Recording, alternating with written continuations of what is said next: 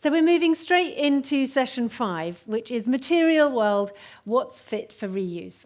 So this session is a pre-record and it delves into the science of sustainable materials, discussing the durability, safety and environmental impact of those used in reusable packaging. So a hugely important subject as we move into our reusable future.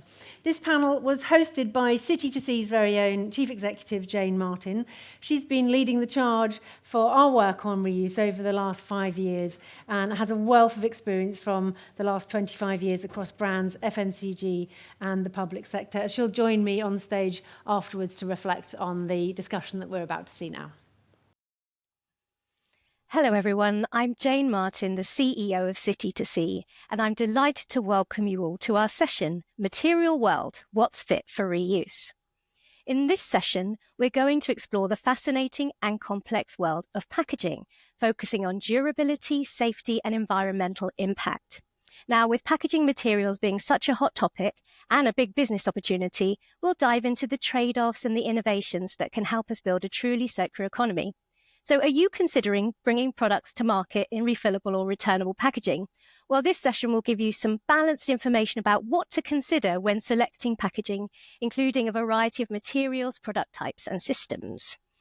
I'm thrilled to be joined by two experts today who are going to bring a wealth of knowledge to the discussion.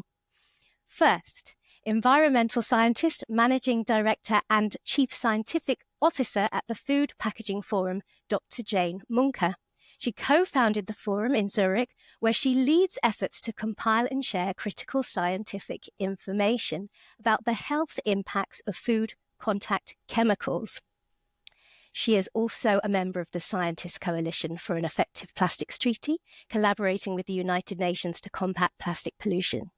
Dr. Munker is passionate about getting science heard, so I'm delighted to welcome her here today to do just that. Thank you and hello.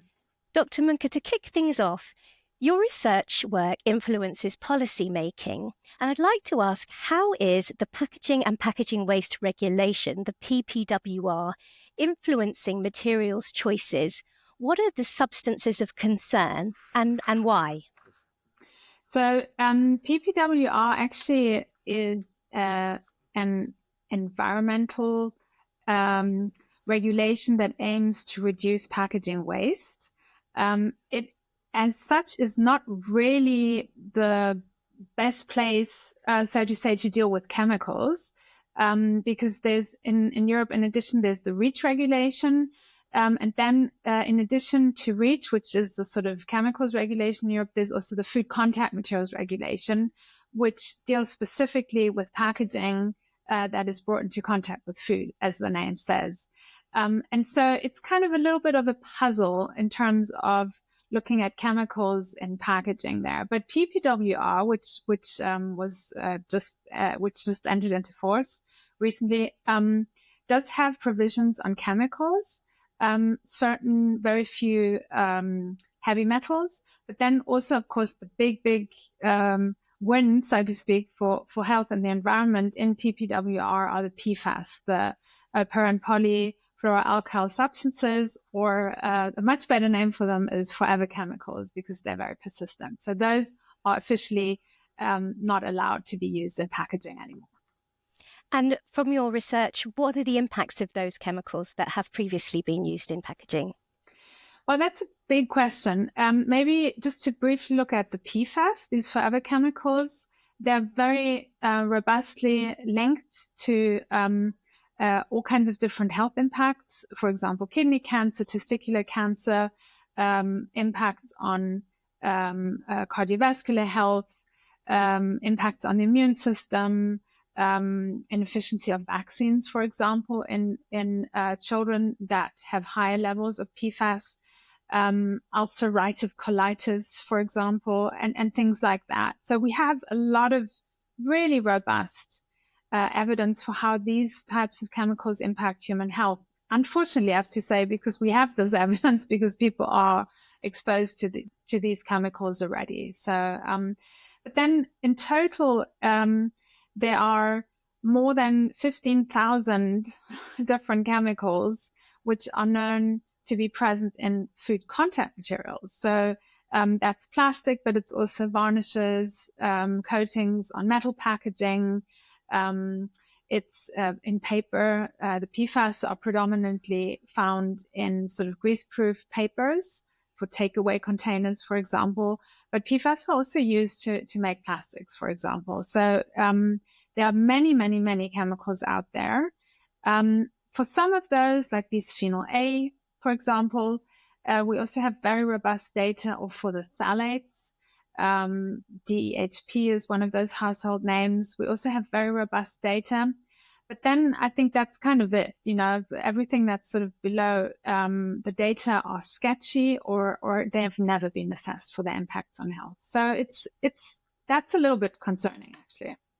Right, thank you. And that precautionary principle designed, of course, to consider those chemicals in the production of packaging. Thank you. Now I'd like to introduce my second panelist, who is Jamie Riley. Jamie is the Sustainability and Circular Economy Manager at Berry Global. As a global plastics packaging manufacturer, Berry partner with customers to develop and design and manufacture innovative products with an eye towards the circular economy. Jamie joined Berry in 2022, and he's been instrumental in supporting customers to minimize the environmental impact of their packaging. He leads the design and execution of Berry's reuse and refill roadmap and plays a key role in sustainability-focused education and industry leadership. Jamie, what are the main challenges and risks that you see in the current range of materials used for reusable packaging? And perhaps you can give us a bit of insight into your reuse and refill roadmap. Absolutely. Thank you so much for the opportunity to be part of this today. So I guess to answer your first question, in terms of the kind of the concerns and the watch outs, really, it's thinking about, I guess, what's going to happen at the end of life of that particular piece of packaging. Manufacturers like the company I work for are very well known as being able to manufacture safe, packaging items. We obviously are a plastics manufacturing company, but the same would be said for glass or metal. So knowing actually that how to manufacture something with virgin type materials is perfectly safe with which to do that. But it's a case of what's going to happen at the end of life of that particular reusable container, because at the end of the day, there will be something like this, for example, will have an end of life at some point. And it's making sure that can then safely be disposed of. That then doesn't become all sorts of environmental impact as things like this. So it's designing not just simply for the use or multiple uses, but also right the way through its lifespan. And again, that's the case not just in plastics, but any type of reusable packaging substrate that's done that. And remind me your second part of the question. Yes, it was more about the insights into your reuse and refill roadmap. Of course, yeah. So we very much see, as Jay mentioned there, the packaging waste regulation is very much an opportunity, thanks to legislative demands, to re-innovate and look at transitioning from single-use packaging to reusables. For example, my company's approach and the way that I'm approaching the reuse refill roadmap is looking to see, where right now are there opportunities for fast-moving consumer goods, particularly things like food service products, that are widely consumed on a regular basis and often consumed from the same place. People are quite habitual with their use of food and drink consumption. So often they're going sometimes multiple times during the day to go to somewhere. Coffee cups, for example, as opposed to simply going there each time for a single-use coffee cup. Those are the sort of areas that we as a company would look to see, right, where's the opportunity to transition away because of the environmental impacts that you can negate and the environmental benefits you can have for switching to a reusable. So it's those sort of areas, plus considering the in-store refill models. There are 4 main areas that the Ellen MacArthur Foundation tells us in relation to the ways that reuse and refill can be done. So it's looking to see what areas, thanks to legislation, is going to be opportunities there. So it's trying to map those out. Then the most important part, look at who the key partners are. So, we as a packaging manufacturer can only do one part of the process. We need logistics, we need washing companies, and more importantly, the brands and retailers on board. So it's a case of trying to all work together at the same time, even if potentially you've got competing companies going up against each other. They've got to realize that collectively the wider opportunities are there if they're prepared to be part of the same collective action, for example. And are you seeing food service as one of the kind of first nuts to crack? Yeah, low-hanging fruit makes it sound easy. It's not easy. Otherwise, we'd all been doing it some time ago. But yes, things like coffee cups, hot and cold beverages, food on the go products, those are kind of the low-hanging fruit to get people into the mindset, that mindset switch of, okay, what are the benefits of a reusable piece of packaging? Your everyday consumer may not know or sadly care about the environmental benefits. So then it's a case of, okay, how can the commercial benefit be there? These sorts of things. So it's the low-hanging fruit. It's the starting point. But once you get the logistics and wash partners in place for that, in theory, no matter what it is that you are reusing, whether it be a drinks bottle, whether it be a paint container, or whether it be an entire food service container bucket, the logistics simply means a bigger vehicle, and the washing line is a bigger washing line. It's that the logistics partner side of things and the collective action really together that once you crack one, you're then simply scaling up. That's how we see it. Great, thank you. And mentioning sort of food service there with single use has been so successful in food service because it's so lightweight and cost effective. Jane, how can lower levels of toxicity be achieved with plastic as a material? Can we keep using plastic in a reusable system when compared to something like glass? Yes, I do think so, but we're not there yet. One of the biggest challenges with plastic is that when it's manufactured, it's a very complex, aggressive chemical reaction. We talk about a polymerization chain reaction. So you have free radicals, and it sounds really fascinating. It is. But part of this free radical chemistry is that you get a lot of reaction byproducts. And you also, when you make plastics, you're not starting off with pure grade starting substances or feedstock. You also have contaminants in there, which will also then react with your free radicals.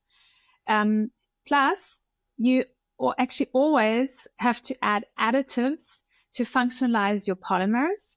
You put in antioxidants, you put in plasticizers, fillers, and so on and so forth. And those, again, will change the chemical complexity that they can also degrade.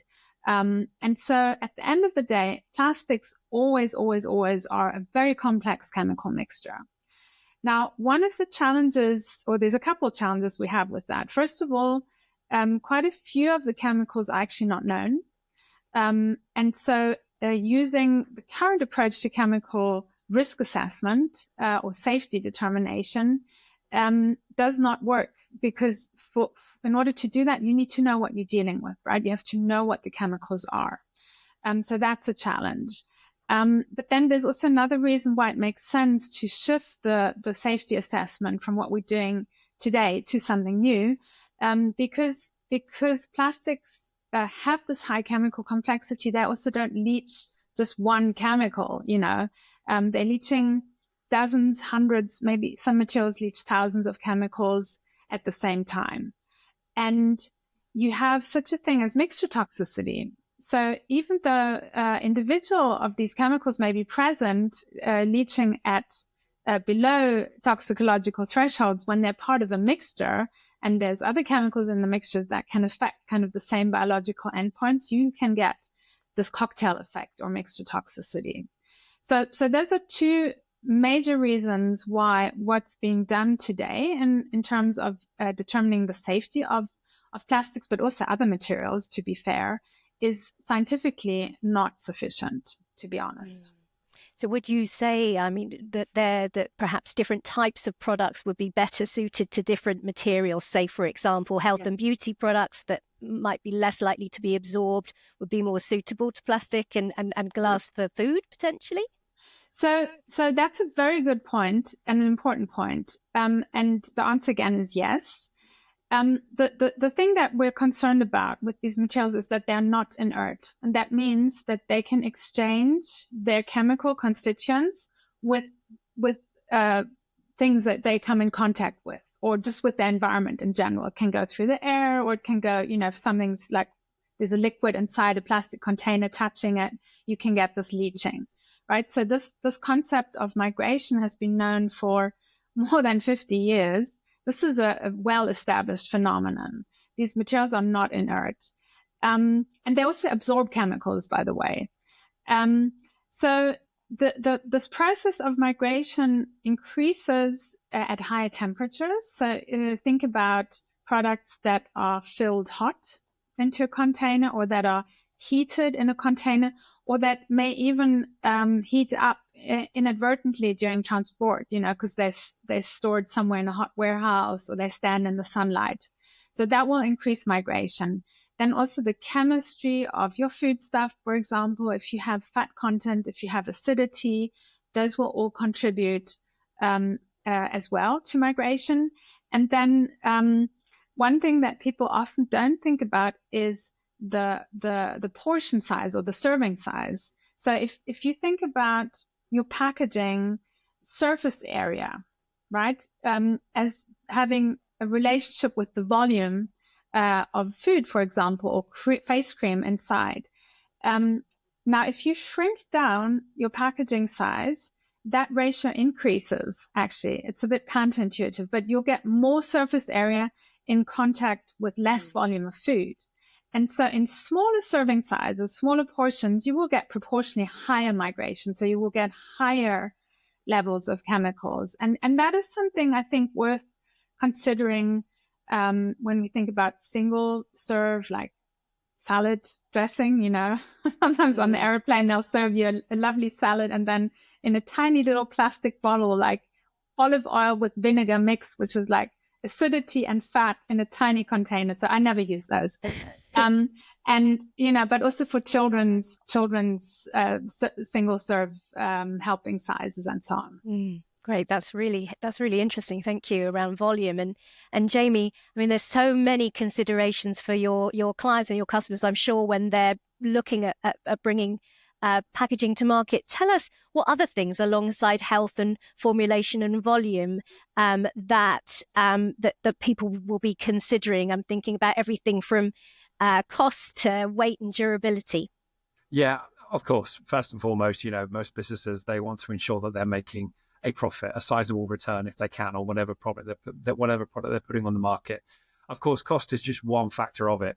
Brand identity is one of the very big hot topics when you're dealing with particularly, big name FMCG brands, even to a degree, some retailer, private label products, but it's brand identity and kind of bringing it into the talk about, obviously, reusables. People wanting to have their own standout product, but in a reuse setting, and then another brand, potentially competitor, wanting to have their different version, but within that reuse setting.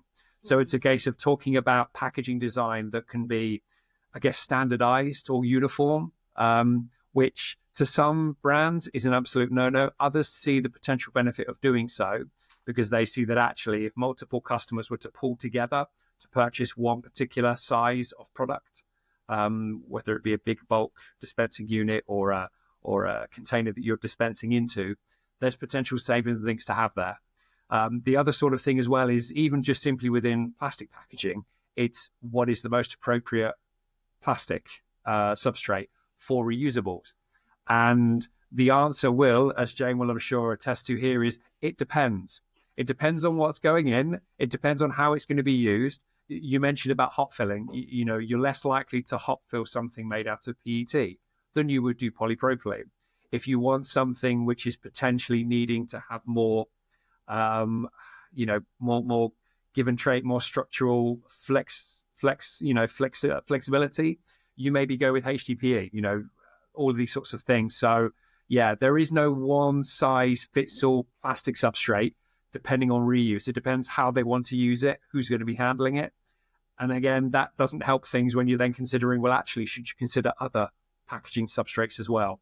So yeah, it's as I say, if it were easy, we'd all have been doing it right now. But that's the most exciting part about working in reuse is, it's not quite a blank slate that you're working from, but you are designing things from the ground up almost. Huge amounts of R&D innovation in there, which is the exciting part. And tell me about your reflections on other materials like glass, for example. We're talking about trade-offs in terms of weight and also in terms of carbon and environmental impacts. Yeah. What are your thoughts there? Because plastic is so light. It is. And of course, I'm, I'm paid for and employed by a plastics manufacturing company. But what I won't do in the interest of, a discussion is go just, well, plastic's great, end of. It all depends what it is you want to go through. For me personally, I guess that's a more safe way for me to approach it. I go to a pub.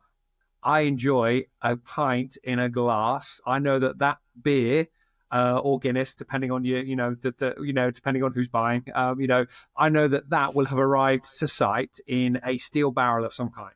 I know that if you tried to make that steel barrel out of glass, that would be a no-no. In the same way that maybe trying to make it out of plastic wouldn't necessarily have the durability there. But if I were to go to something like a festival, I'm more than likely to think, okay, maybe a plastic. You're not going to serve a glass drinks container at a festival setting like this. Therefore, something like a plastic one would be. So, I promise not talking about beers, 5 o'clock somewhere, right? But yeah, that as an idea is a perfect example of multiple different substrates for that one product in a different environment. Drinking in or dining in, it makes sense to have something more luxurious to feel. But if you're on the go, you want something that a little bit lighter. The other consideration as well when it looks at packaging, and again, plastic is lighter compared to a lot of substrates. Therefore, transportation costs potentially would be less because you're transporting something to or from a wash station or to or from a customer. That's going to save you carbon. If you're looking at an LCA analysis, many LCAs will give you evidence that plastic has a lower CO2 footprint versus other types of packaging materials as well. Obviously, in reuse, it all depends on that break-even point of how many uses, things like this. So again, there is no one standard LCA that answers all. But I am keen to point out that, plastic has its part to play, but it isn't the sole solution. Literally in front of me right now, I've got my plastics water bottle and I've got my, steel with the plastic lid here. These are my two preferred to have. I know I could get a glass version of this, plastic version of that. These are my preferences because they work for me. And I guess that's really what you've got to consider is the end user. What are they likely to want to adapt and use? So, that's where not only listening to brands and retailers, but what are the end consumers, the users of the product, willing to do? And that's where research from the institutes like Jane's and market research, generally the work that City2C do about getting people's inputs, that really helps us. Thank you. Ben, can I come in on that quickly? Sure, Please do. please. Just because we happen to have a LCA-based tool, which is freely available. It's called Understanding Packaging Scorecard, and I can put a link in the chat. You can take a look at that. It's not designed for retail. It's designed for the food service industry, and it's designed for procurement. So it's a B2B tool. The entire methodology, the underlying assumptions, calculations, data sets, and so on are publicly available, which is very important to us because this tool is science-based. And because it's science-based, it needs to be peer-reviewed, right? So it's we make all of that publicly available. And that allows you to compare different packaging options in terms of 6 different impact metrics. And of course, 3 of those being LCA based, CO2 footprint, freshwater use, plastic pollution.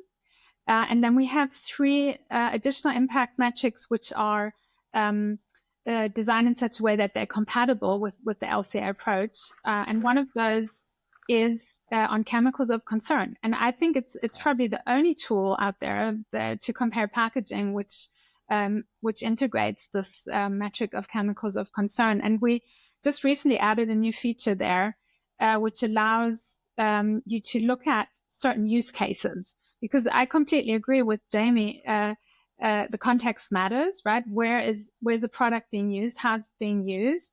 What's the food stuff that you're going to put in there? Is it going to be hot or cold, acidic, fatty, and so on? So that allows you to kind of distinguish between those.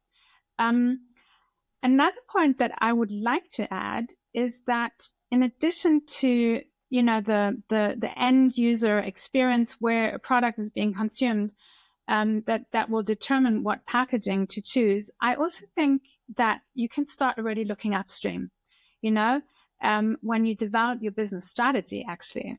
And I'm always encouraging procurement folks to get engaged with the business strategy, to be there when the business model is being discussed. Because packaging is so much more than just a vector for delivering a product. It's also so much more than just a marketing instrument, right? And by the way, Jamie, I love that to hear that some brands are considering having unified, standardized packaging. I think that's really forward thinking and fantastic to hear. But I do think that if we want to have a much bigger uptake of reuse, we need to be part of these business model strategy discussions with the procurement people, with the packaging experts, to understand that the way a product is delivered depends on the packaging, and that is part of business model considerations. Without that, I think it's going to be difficult. It's not just a material challenge here.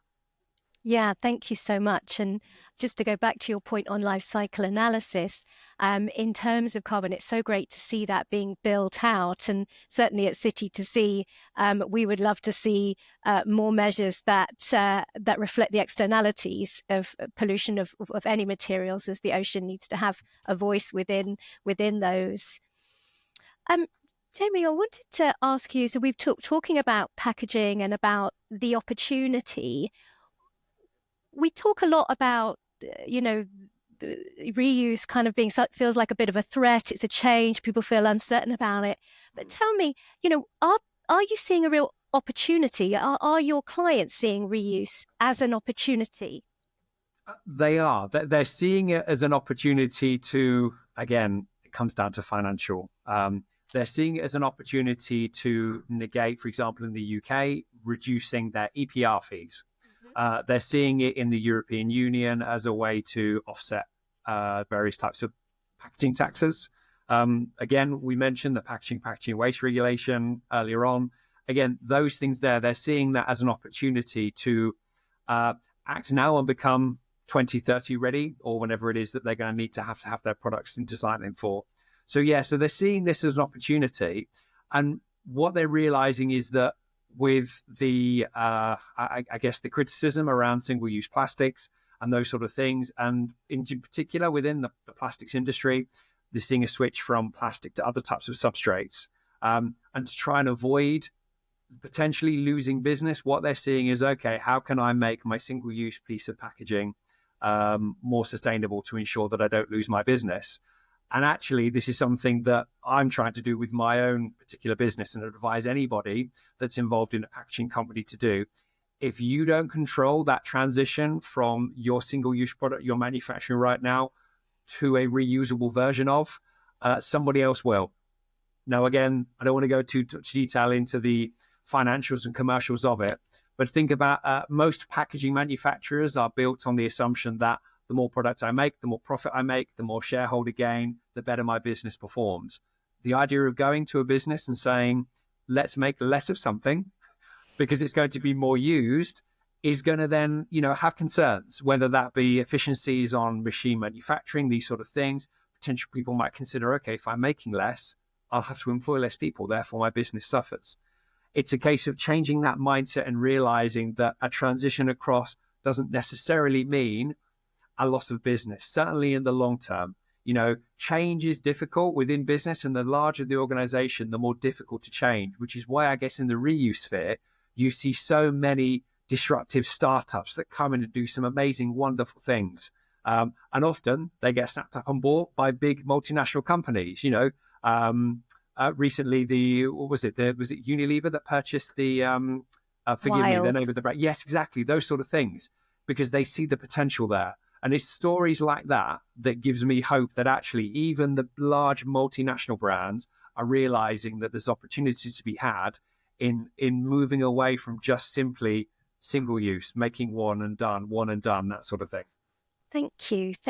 And Jane, for people entering the market or considering the transition, where should they look, for leadership? Do you have any advice on industry best practices or maybe examples from other sectors you're aware of that's showing leadership that people could follow? Well, as a scientist, but also as a communicator, I think communication is leadership. Having clear, honest, simple, straightforward communication.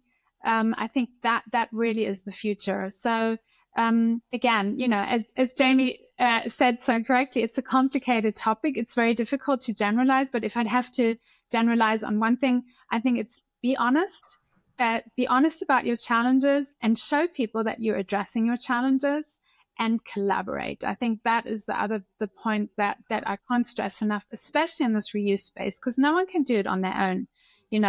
We need the logistics, we need the washing, we need, policymakers, regulations to create the kind of pool, and educate consumers and work with the scientists. I'll be happy to collaborate with material developers to understand how to better test the materials in terms of safety. So a lot of things to do, but yeah, collaborate and communicate.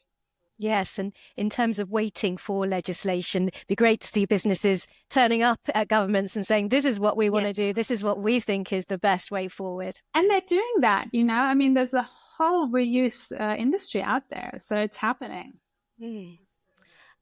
So I'd be interested to know around material selection as well, where the selection of a new material might have changed sustainability outcomes. Jamie, have you done anything within manufacturing where we've seen some swaps that could teach us something? Yeah, certainly. So, when someone will come to us and ask us about what is the best type of material that we need, I mentioned earlier that, where is it going to be used? What's the product going to be going inside it? Those sort of things. One interesting thing in relation to reuse is about the design and inclusion of things like tracking, as a way of being able to make sure that particular piece of packaging is being used correctly. Talking about whether or not you embed technology within pieces of packaging to kind of make them more traceable throughout the supply chain, more usable in terms of deposit return schemes, things like this. So that's kind of very much changed. And of course, when you relate to the particular materials used, that is, again, one of the big conversations that someone is asking, the ability to be able to maybe use recycled content, recycled plastic content in a reusable packaging, as opposed to using virgin material, might mean that you choose one particular substrate versus another. Obviously, relating to the safety aspect that Jane mentioned, there may be some instances when actually it might be better for you to maintain a pure virgin material for a reusable product, as opposed to something that is coming from a mechanical or chemical recycled feedstock. So yeah, the conversations are happening, and more now, the first port of contact that I'm having with reusables in relation to customer inquiries is often from R&D as opposed to sales, because R&D are tasked with, can I do a thing? Then commercials come in and say, can I do that thing, but with a commercial return, that sort of thing. So yeah, it's, as I said earlier on, it's a really exciting space to be involved in.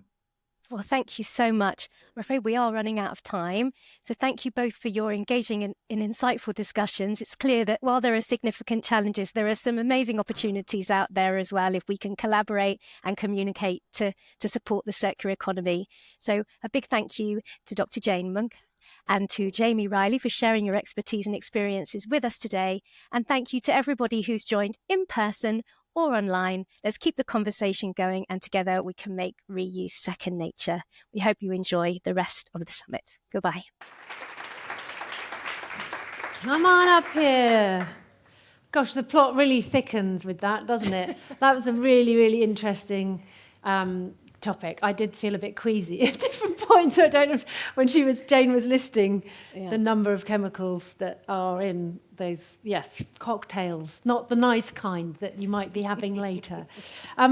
What were your main takeaways from that? Yeah, just briefly. I mean, we're just really grateful to have Jamie here, who's at the forefront of operations, alongside Dr. Jane Munker, who is at the forefront of scientific research. And that's exactly where, we should having these conversations. And, the things that really came out for me were, yes, those trade-offs around carbon and cost and chemical complexities, and those learnings for sustainable innovation. These are things we have to consider to make sure that what we actually invent doesn't become, the poison itself. So some really interesting point outs there. And I really loved what Jane said around communication being a form of leadership, which we're all trying to do here today. So, Very much so. And those details, if you want to dive deeper into what Jane was talking about in terms of the research papers and the LCA tool, we'll add some links on the website underneath this session that you can watch in perpetuity, and you can go into the details there. But yeah, it was great fun. Brilliant session, thank you. Yes, so I think we're all... I'm certainly ready to have a coffee and a refill return cup made of virgin polypropylene with a break-even point of 3 uses. Maybe with no cream. Yeah. Thank you. Yeah, But thank you to You can all everybody. join her soon, because we'll be going into a break soon. Thank you. That was a really excellent session.